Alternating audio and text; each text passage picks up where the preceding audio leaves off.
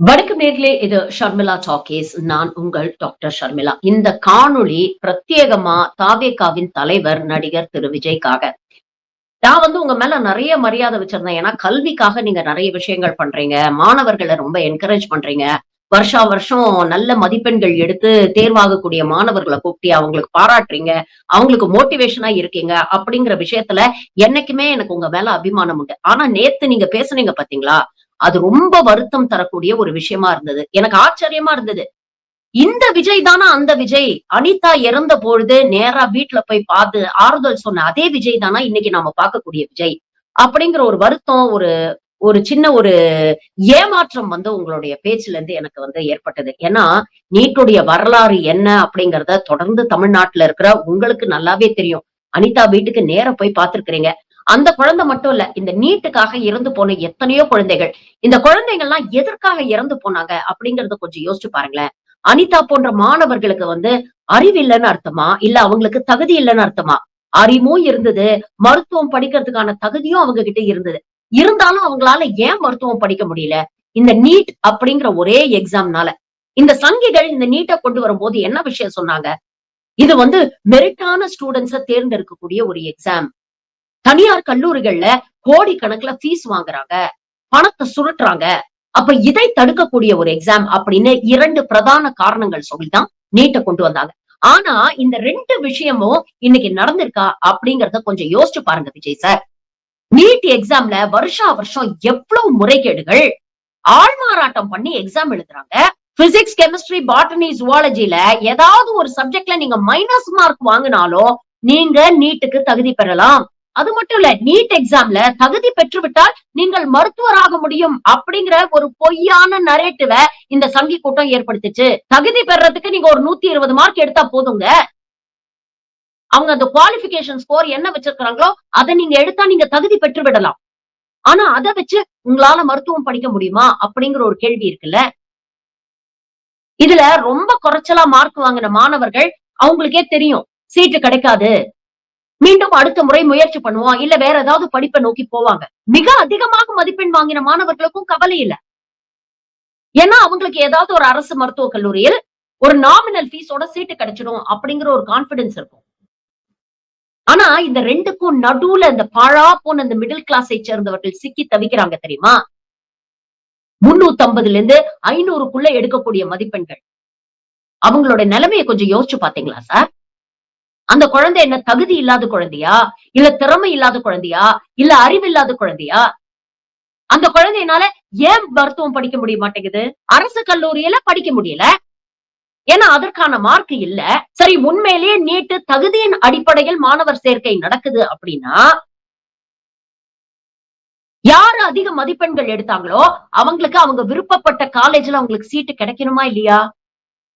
ஆனா இந்த இடைப்பட்ட இந்த இதுல மாட்டிக்கிட்ட அந்த குழந்தைங்களோட நிலைமை என்ன தெரியுமா?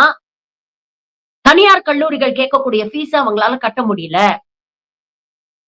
அப்ப அந்த ஃபீஸ தன்னுடைய பெற்றோரால கட்ட முடியல. அவங்களுக்கு அந்த பொருளாதார வலிமை இல்ல அப்படிங்கிறதுனால, மீண்டும் ஒரு முறை நீட் அட்டெம்ப்ட் பண்றாங்க. மார்க் வாங்கிட்டும் சீட்டு கிடைக்காம, மீண்டும் ஒரு முறை ரிப்பீட், ரிப்பீட், ரிப்பீட் அப்படின்னு போயிட்டு இருக்கு அவங்க வாழ்க்கை. அப்படி இல்லையா? இந்த கனவெல்லாம் நாம காணக்கூடாது. ஏன்னா இதுக்கான பொருளாதார வசதியோ, தகுதியோ நமக்கு இல்ல. நாம எவ்வளவுதான் கஷ்டப்பட்டு மார்க் எடுத்தாலும், நமக்கு இந்த சீட்டு கிடைக்க மாட்டேங்குது அப்படிங்கிற விரக்தியில வேற ஏதாவது கோர்ஸ தேடி போறாங்க. ஆனா இந்த ஜஸ்ட் குவாலிஃபை மார்க் வாங்கிட்டு, நல்ல பொருளாதார பின்பலம், நல்ல வசதியான ஃபேமிலில இருந்து வரக்கூடிய பிள்ளைங்க எப்படி தெரியுமா? குவாலிஃபிகேஷன் மார்க் எடுத்தா போதும். நீட் என்ன ஒரு பெரிய எக்ஸாமா? குவாலிஃபிகேஷன் மார்க் எடுத்துட்டா 30 லட்சமோ, 40 லட்சமோ அப்பா, அம்மா கட்டிட்டு போறாங்க. அவங்களுக்கான வசதி இருக்கு. அப்ப நான் எந்த காலேஜ்ல விருப்பப்படுறேனோ, அந்த காலேஜ்ல என்னால மருத்துவம் படிக்க முடியும். வெறும் ஜஸ்ட் குவாலிஃபிகேஷன் மார்க் எடுத்தப்புறம். அப்போ இது எந்த விதத்துல திறமையான டாக்டர்களை, திறமையான மருத்துவர்களை நிர்ணயிக்குது அப்படிங்கிற ஒரு கேள்வி இருக்கு இல்லையா? இத பத்தி என்னைக்காவது நீங்க யோசிச்சு பார்த்திருக்கீங்களா? எத்தன பேரண்ட்ஸால கோச்சிங் சென்டர்ல கட்ட வேண்டிய ஃபீஸ அஃபோர்ட் பண்ண முடியும் அப்படிங்கறத கொஞ்சமாவது யோசிச்சு பார்த்திருக்கீங்களா? இன்னொரு விஷயம் சொல்றாங்களே, தனியார் மருத்துவக் கல்லூரிகளில் கோடிக்கணக்குல ஃபீஸ் வாங்குறாங்கன்னு. இப்ப மட்டும் என்ன சார் வாழுது? இப்பவும் தனியார் கல்லூரில டீம்ட் யூனிவர்சிட்டீஸ்ல ரூ. 30 லட்சம் வருஷத்துக்கு வாங்குறான். அப்ப டொனேஷனா வாங்கிட்டு இருந்தான். இன்னைக்கு இஎம்ஐயா இந்த அரசாங்கமே கன்வெர்ட் பண்ணி கொடுத்து கருப்பை வெள்ளையாக்குறதுக்கான ஒரு எளிய வழியை இன்னைக்கு அரசாங்கமே அமைச்சு கொடுத்திருக்கேன் சார். இந்த வரலாறுலாம் உங்களுக்கு தெரியாதா? இந்த புரிதல் எல்லாம் இல்லாம தான் நீங்க மேடையில பேசுறீங்களா? எத்தனை ஏழை எளிய குழந்தைகளுடைய கனவை சிதைக்குது இந்த தேர்வு.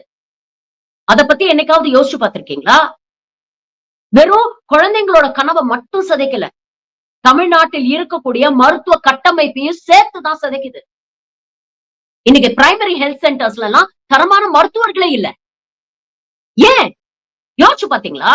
நீட் எல்லாம் வர்றதுக்கு முன்னால பல ஏழை எளிய மாணவர்கள், கிராமப்புறத்து மாணவர்கள்லாம் வந்து படிப்பாங்க.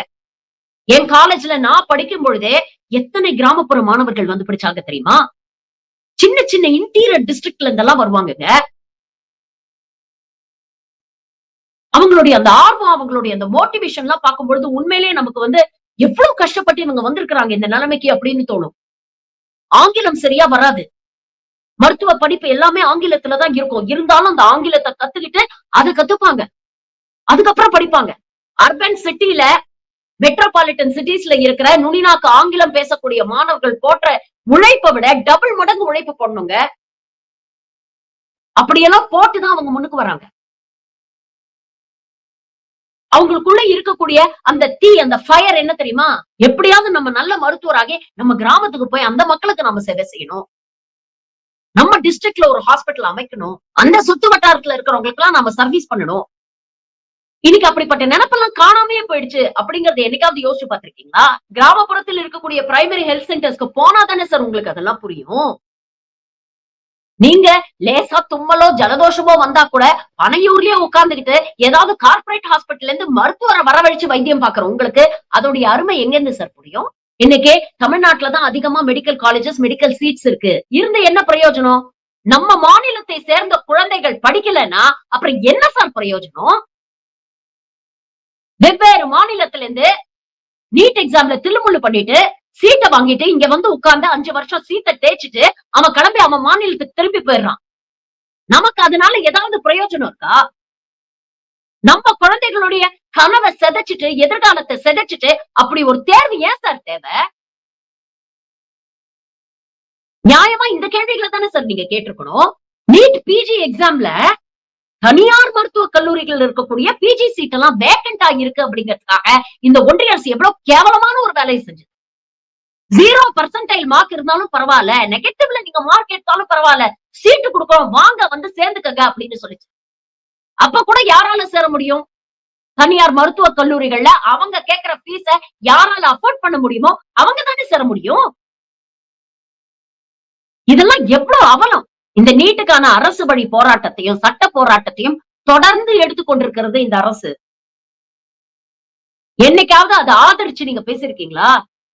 உண்மையிலேயே மாணவர்களின் நலன் மீதோ எதிர்காலத்தின் மீதோ உங்களுக்கு அக்கறை இருந்ததுன்னா இந்த அரசாங்கம் எடுக்கக்கூடிய முயற்சிக்கு நீங்க சப்போர்ட் பண்ணணும்ல சார்.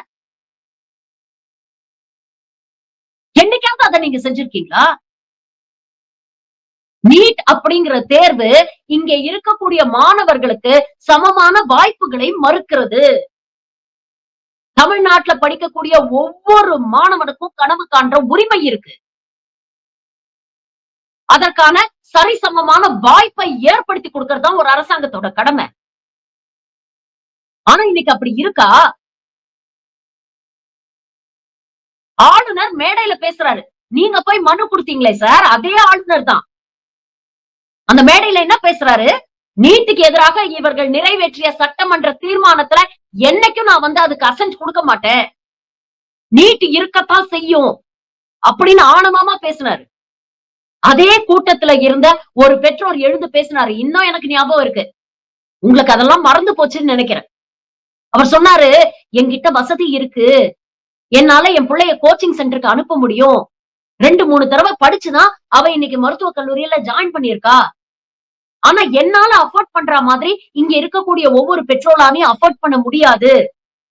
என் பொண்ணு நீட் பாஸ் பண்ணிட்டா, மருத்துவம் சேர்ந்துட்டா அப்படிங்கிறதுக்காக நான் சொல்லல. இங்க இருக்கக்கூடிய ஒவ்வொரு பெற்றோருடைய கஷ்டத்தையும் மனசுல வச்சு சொல்றேன். தயவு செஞ்சு இந்த நீட் விலக்குக்கு உங்களுடைய சம்மதத்தை கொடுங்க சார் அப்படின்னு கேட்டாரு. அந்த பெற்றோருடைய மனநிலைய கொஞ்சமாவது யோசிச்சு பாத்தீங்களா விஜய் சார்? ரொம்ப ஈஸியா சொல்லிட்டீங்க. நீட் மட்டும்தான் வாழ்க்கையா? அத தாண்டி ஒரு பெரிய உலகம் இருக்கு. கரெக்ட் தான். குழந்தைங்கள நம்ம மோட்டிவேட் பண்றோம். நல்லா கனவு காணுமா, அதுக்கான முயற்சிகள் பண்ணுமா. ஆனா அந்த முயற்சி கைகூடலைன்னா மனசொடிஞ்சு தவறான முடிவுக்கு போயிராத. எப்பவுமே ஒரு பிளான் பி வச்சுக்கோ அப்படின்னு சொல்றது வேற விதம். ஆனா கனவே காணாத, இந்த கனவு உனக்கு சரிப்பட்டு வராது அப்படின்னு சொல்றது அயோக்கியத்தனம் இல்லையா? இன்னைக்கு இன்டைரக்டா இந்த சங்கி கூட்டம் இந்த நீட் எக்ஸாம கொண்டு வந்து அந்த நிலைமைய தானே கொண்டு வந்திருக்கு. பல வீடுகள்ல இன்னைக்கு என்ன நடக்குது தெரியுமா? 10ஆம் கிளாஸ் முடிச்சு 11த் ஸ்டாண்டர்ட் போகணும் அப்படின்னா, பேரண்ட்ஸே இன்னைக்கு டிஸ்கரேஜ் பண்றாங்க. ஐயய்யோ! சயன்ஸ் எல்லாம் எடுக்காத. நீட்டுக்கெல்லாம் வருஷ கணக்குல நம்ம கோச்சிங்க்கு போகணும். அதெல்லாம் நம்மளால அஃபோர்ட் பண்ண முடியாது. அதனால சயன்ஸ் இல்லாம வேற ஏதாவது குரூப் எடு, காமர்ஸ் எடு, ஹியூமானிட்டீஸ் எடு. இன்னைக்கு எவ்வளவு ஆப்ஷன்ஸ் இருக்கு அப்படின்னு பேரண்ட்ஸே குழந்தைங்கள டிஸ்கரேஜ் பண்றாங்க.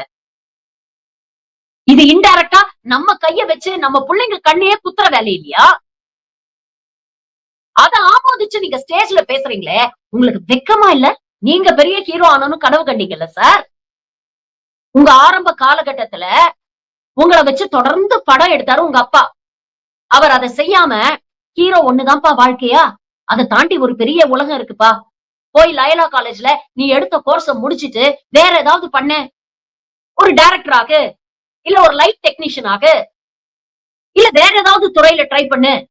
ஒரு ஆபீஸ்ல போய் அக்கவுண்ட்ஸ் படி. 9 to 5 ஜாப்க்கு போ அப்படின்னு உங்க அப்பா சொல்லியிருந்தா, அத உங்களால ஏத்துக்கிட்டு இருக்க முடியுமா? இன்னைக்கு உங்க பையன டைரக்டர் ஆக்குற அளவுக்கு உங்களுக்கு செல்வாக்கு இருக்குல்ல. அந்த மாதிரி டைரக்டர் ஆகணும்ன்ற கனவோட எத்தன பேர் திரைத்துறைக்கு வராங்க? அவங்க கிட்ட சொல்லி பாருங்களேன்.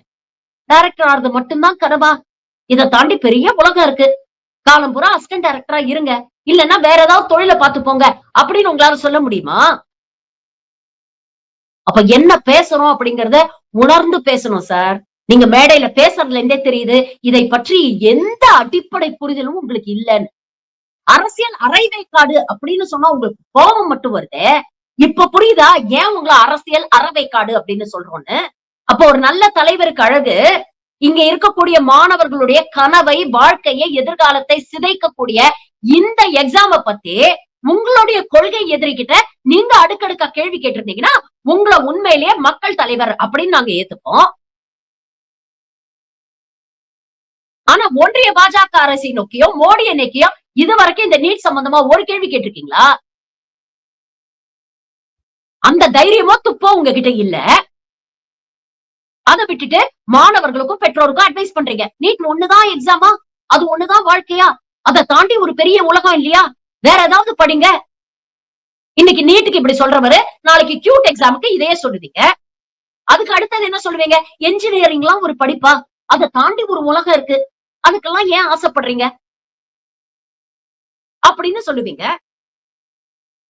அடுத்தது என்ன சொல்லுவீங்க? படிப்பெல்லாம் ஒரு வாழ்க்கையா? படிக்காம எவ்வளவோ பேர் சாதிக்கலையா? அதே மேடையில உங்கள ஒருத்தர் சின்ன காமராஜ் அப்படின்னு கூப்பிட்டாரு. காமராஜ் என்ன படிச்சாரா? அவர் சாதிக்கலையா? சுத்தி சுத்தி அங்கதானே வருவீங்க. படிக்காம சாதித்த எவ்வளவோ மேதைகள் இல்லையா? படிப்பெல்லாம் எதற்கு? அத தாண்டி ஒரு உலகம் இருக்கு. உங்க அப்பா செய்யக்கூடிய தொழில் எவ்வளவு உயர்ந்த தொழில் தெரியுமா? அதையே போய் செய்யுங்க. பாருங்க, அரசாங்கம் அதுக்கு விஸ்வகர்மா அப்படிங்கிற பேர்ல சப்போர்ட்டும் குடுக்குது. எதுக்கு படிச்சு கிடிச்சு டைம வீண் பண்ணிக்கிட்டு? அப்பாவுடைய தொழில எடுத்து நீங்க செய்யலாமே! அப்படின்னு பேசுற இடத்துக்கு நகர்வீங்க. முடிஞ்சா மாணவர்கள என்கரேஜ் பண்ணுங்க.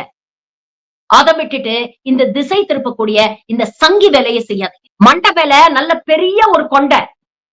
நேத்து ஜூம் போட்டு காட்டிட்டீங்க சார். அத இனிமேல் உங்களால மறைக்க முடியாது. நாக்பூர்ல குடுக்குற ஸ்கிரிப்ட எந்த வேஷத்துல வந்து நீங்க வாந்தி எடுத்தாலும், இங்க இருக்கிறவங்க அத தெளிவா புரிஞ்சுக்குவாங்க. நாம கேட்கறது கல்வியில் எல்லாருக்குமான சம உரிமை, சம வாய்ப்பு. அதை தெரிஞ்சே நமக்கு தராம வஞ்சிக்கிறது ஒன்றிய அரசு. உங்களுடைய கொள்கை எதிரி. அவங்கள எதிர்த்து என்னைக்கு கேள்வி கேட்க போறீங்க?